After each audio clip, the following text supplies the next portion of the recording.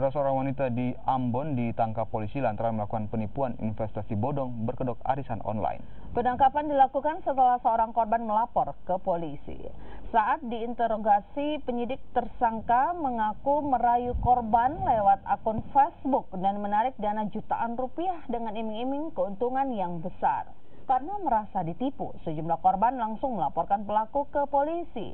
Diduga masih banyak korban penipuan arisan online dari pelaku. Untuk mempermudah pemeriksaan, pelaku kini ditahan di rumah tahanan Polres Ambon.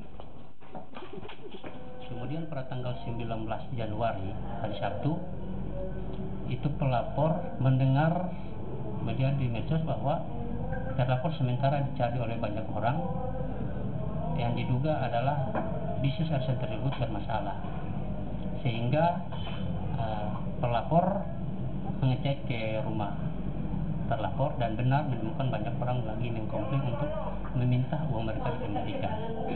Dalam pembicaraan tidak ada kejelasan tentang nasib atau uang daripada para korban itu kapan dikembalikan.